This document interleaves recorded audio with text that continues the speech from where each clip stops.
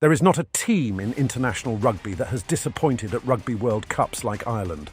Despite some brilliant teams and even better players, Ireland have still never even made it to the semi-finals.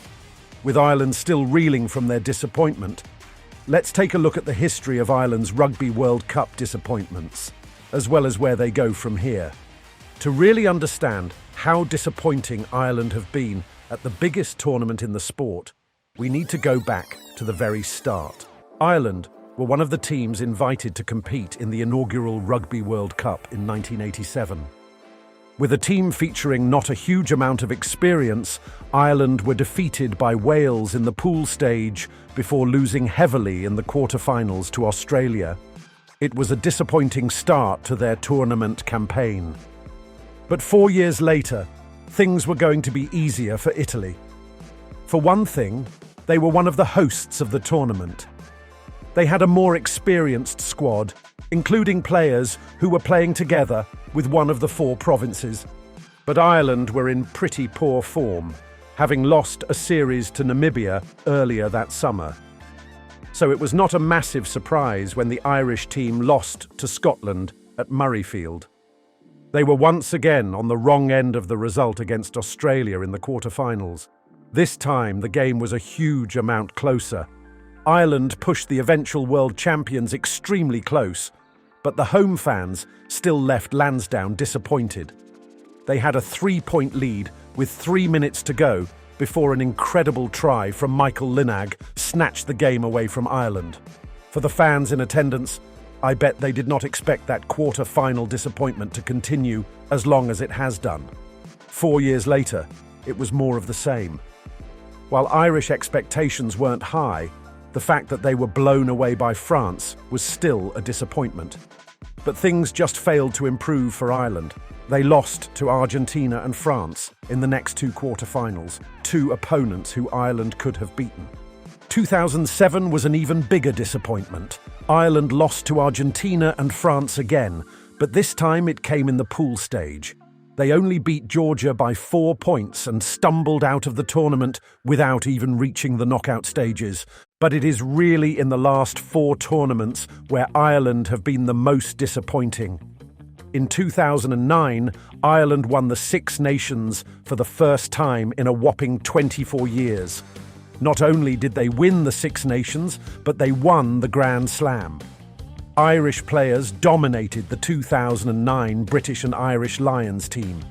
A year later, they put up good performances in Australia and New Zealand. With a squad featuring experience like Brian O'Driscoll, Ronan O'Gara and Paul O'Connell, alongside youth like Cian Healy, Keith Earls and Johnny Sexton, this was a fierce team.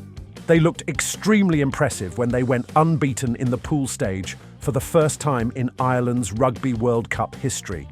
They even managed to become the first Northern Hemisphere team to beat Australia in the Southern Hemisphere in over a year.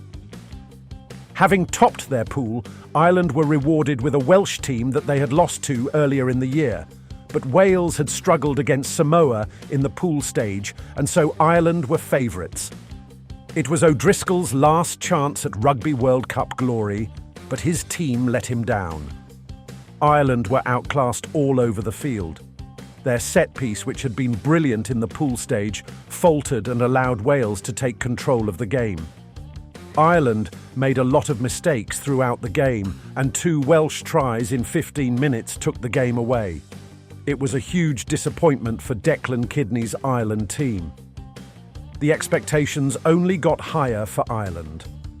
They headed into the 2015 World Cup as back-to-back Six Nations champions, as well as the second-ranked team in the entire world. That was the highest that Ireland had ever reached in the world rugby rankings. They had even beaten Argentina twice in Argentina the year prior. It was a new era of Irish rugby, and there were so many exciting talents in the team. They met those expectations in the pool stage, going unbeaten, facing Argentina in the quarters. Ireland had won the previous 5 meetings between the 2 teams, and Ireland had even won twice in Argentina the prior year. So to be crushed 43-20 was a shock to everyone involved. After 13 minutes, Argentina were already 17-0 up, and Ireland just looked shell-shocked throughout the game. Despite another Grand Slam title in between the tournaments, Ireland still could not end the quarter-finals curse against New Zealand in Japan. While Ireland have upset their fans in the past, I don't know if they have ever underperformed on expectations like they did in 2023. In 2019, Ireland became the #1 ranked team in the world for the first time in their history. But it was the team's incredible series win in New Zealand that helped them keep that position in 2022. They were once again Grand Slam champions, and no one was doubting that Ireland weren't the #1 team in the world. Andy Farrell has coached together a team where every position was set, with world-class talent all over the pitch. They even had the World Rugby Player of the Year in Josh van der Flier. There wasn't a team that Ireland hadn't beaten in the couple of years preceding the tournament. They had accumulated the 4th longest time as the #1 ranked team in the world heading into the tournament. Irish fans were flooding across to France to support their team. It was like a fairy tale script for Ireland. They even managed to do something few teams ever do, which is beat South Africa in the Rugby World Cup. But while Ireland were cruising through the pool stage with very little difficulty, there was always one thing at the back of the minds of the fans. That was simply that the draw for the tournament had really hurt Ireland's chances. As it was done just after the previous Rugby World Cup, Ireland not only had to face South Africa in the pool stage, but they would also have either New Zealand or France in the quarterfinals. As I am sure you're aware, it turned out to be the All Blacks who finished second in their group, and so they were the team that Ireland faced in the quarterfinals. So, where did it go wrong for Ireland? Playing New Zealand in the Rugby World Cup is arguably the hardest fixture in the sport. Prior to this tournament, no team had a better record in Rugby World Cups than the All Blacks. But we need to remember that Ireland had a lot of reasons to be confident heading into the game. For one thing, they had beaten the All Blacks twice in New Zealand the previous year. Ireland had won 4 of the previous 6 matchups between the two teams. This also did not seem like the New Zealand team of old. They had already broken an unwanted record, becoming the first All Blacks team to lose in the pool stage of a Rugby World Cup. Ireland had few injuries, and therefore they headed into the game with a lot of confidence. So where did it all go wrong? If we take a look at the game itself, it really came down to 2 things. The first is that Ireland maybe did not take enough risks. New Zealand had to play 20 minutes of the quarter-final with only 14 men. After Ireland scored that penalty try to cut the All Black lead to 1, they needed to take more risks. Ireland had 10 minutes to take advantage of that man in the sin bin, but they couldn't. Instead, New Zealand scored the only points after that match. Not only were Ireland not clinical enough in attack, but they were poorer in defence than many expected. It was way too easy for a very simple move from the line-out to cut through the Irish defence in the second half. New Zealand identified 2 forwards in Ireland's defensive line and took advantage of it. Poor discipline from Ireland as they got desperate ended the game, and Ireland could not establish the dominant set piece that they were looking for. You have to remember, though, Ireland were incredibly close to winning this game. Geordie Barrett's try-stopping tackle in the last 10 minutes was crucial. It was an incredibly close game that could have gone either way, but it is still the end of the road for Ireland, and they were once again a massive disappointment at the Rugby World Cup. So, where do Ireland go from here? Losing in that fashion is going to sting. But Ireland need to put that result behind them, and there are a few things they need to do moving forward to set themselves up best for 2027. 1. Keep the faith in Andy Farrell. The dumbest thing that Ireland could do is let Andy Farrell go in the next 4 years. He has been with Ireland since 2016 and took over as head coach in 2019.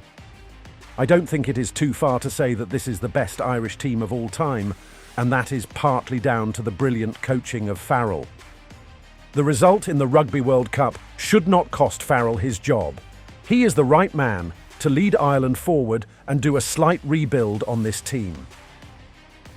2. Don't make a huge number of changes. The rebuild that Ireland need to do is very slight. Ireland need to remember the achievements of this squad and the players involved.